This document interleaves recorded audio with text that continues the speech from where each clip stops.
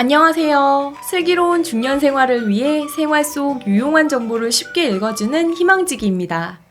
노후에 자식 눈치 안 보고 생활할 수 있게 매달 25일이면 따박따박 입금되는 어르신들께 매우 소중한 돈이 있습니다. 바로 국민연금인데요. 이렇게 특별한 소득 없이 국민연금으로 노후를 보내고 계시는 분들이 많으실 겁니다. 그런데 국민연금에 전혀 생각하지 못한 복병이 있는데요. 세금과 건강보험료입니다. 국민연금도 세금이 붙는다는 사실 알고 계셨나요? 이번 시간에는 국민연금에 붙는 세금과 국민연금 때문에 건강보험료를 더 많이 내야 할 수도 있는 이유에 대해서 자세히 알려드리겠습니다. 시청하시면서 좋아요만 한번 꾹 눌러주세요. 구독, 좋아요, 알림 설정 콕콕. 국민연금에도 세금을 뗀다고 하면 얼마 되지도 않는 국민연금에 세금까지 뗀다고 하시면서 놀라시는 분들이 많습니다. 하지만 국민연금 보험료를 납부할 당시 그 금액에 대해서 소득공제를 받았기 때문에 국민연금을 받을 때 세금을 내야 하는 것인데요. 그런데 소득공제는 2002년 이후부터 시행되었기 때문에 2001년 이전에 납부한 보험료에 대해서는 소득공제를 받지 않았으니까 세금을 떼지 않고요. 2002년 이후 납부한 금액에 대한 것만 세금을 떼게 됩니다. 그렇다면 세금은 얼마나 될까요? 국민연금에 대한 연금소득공제와 본인공제, 부양가족공제 등을 하고 나면 세금이 그렇게 많지는 않은데요. 예를 들어 매달 150만 원의 국민연금을 받는 분이 1년에 내야 할 세금은 약 11만 원 정도 됩니다. 다만 2002년 이후에 납부한 과세 대상 금액에 따라 세금은 조금씩 달라질 수 있다는 점 참고하시기 바랍니다. 1년에 11만 원, 어떻게 보면 큰 금액은 아닌데요. 세금 자체로는 많지 않더라도 또 다른 문제가 있습니다. 바로 국민연금이 건강보험료 부과 대상이라 건강보험료 부담이 늘어날 수 있다는 것인데요. 은퇴하시고 별다른 수입 없는 어르신의 경우 직장 가입자인 자녀 밑에 등재되어 건강보험 피부양자로 건보료를 내지 않는 분들이 많았습니다. 하지만 피부양자가 되려면 자격 요건이 필요한데요. 재산의 경우 재산세 과세표준 5억 4천만 원 이하, 소득의 경우 연 3,400만 원 이하였는데 지난 2022년 9월부터 2천만 원 이하로 기준이 강화되어 재산이 2천만 원에서 3,400만 원 사이인 27만 명의 피부양자분들이 지역가입자로 전환되어 새롭게 건보료를 내게 되었습니다. 이 27만 명 중 약 75%는 연금 소득만 있는 분들이라고 하는데요. 별다른 소득 없이 국민연금, 공무원연금, 사학연금 등을 연금으로 매월 167만 원 이상 받는 분들의 경우 167만 원 곱하기 12개월 하면 연소득이 2천만 원을 초과해 피부양자에서 탈락하게 되는 겁니다. 그렇다면 피부양자가 탈락되어 지역 가입자로 전환되면 건강보험료는 어느 정도 내야 할까요?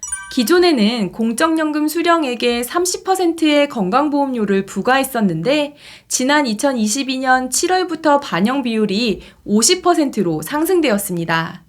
즉, 연간 국민연금, 공무원연금 등의 공적연금을 2천만 원 받는다면 50%인 1천만 원의 건보료를 부과하는데 이에 따라 납부해야 할 건강보험료는 약 8만 원 정도 됩니다.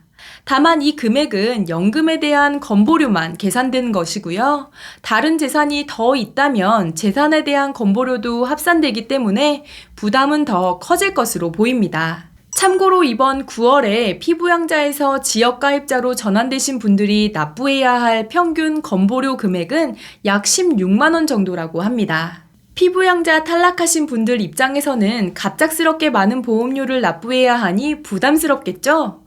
그래서 정부에서는 2022년 9월부터 2026년 8월까지 4년간 보험료를 깎아 1년 차에는 80%, 2년 차에는 60%, 3년 차에는 40%, 4년 차에는 20%의 보험료를 경감해준다고 하는데요. 이에 따라 새로 지역가입자로 전환되신 분들은 첫 해에 월 평균 3만 원의 보험료를 납부하게 될 것으로 예상되지만 해가 지날수록 단계적으로 부담 수준이 높아질 예정이니 참고하시기 바랍니다.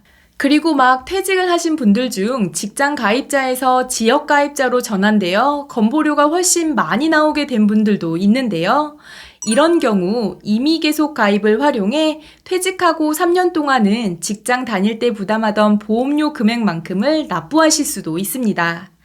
단 이 임의계속 가입 제도를 가입하시려면 퇴직 이전 18개월 기간 동안 직장 가입자로서 12개월 이상 근무를 하셔야 하고요. 퇴직 후 지역 가입자가 된 후 최초로 고지받은 지역보험료 납부 기한에서 2개월이 지나기 전에 신청하셔야 하니 이 조건에 해당하신다면 가까운 건강보험공단 지사에 방문하시거나 1577-1000번으로 문의하시기 바랍니다. 마지막으로 건보료를 줄일 수 있는 방법을 소개해 드릴게요. 금융자산이 많은 분들이시라면 퇴직연금, 연금저축 등 절세금융 상품을 활용하실 수도 있습니다. 앞서 말씀드린 것과 같이 국민연금, 공무원연금 등의 공적연금은 50%의 건보료를 부과하지만 개인이 금융기관에서 가입한 개인연금과 퇴직연금에는 아직까지 건강보험료를 부과하지 않고 있기 때문에 건보료 부담을 줄이기 위해서 이런 상품에 가입하시는 것도 하나의 방법이 될 수 있다는 것도 알아두셨으면 좋겠습니다. 희망지기가 대한민국 소상공인을 응원합니다.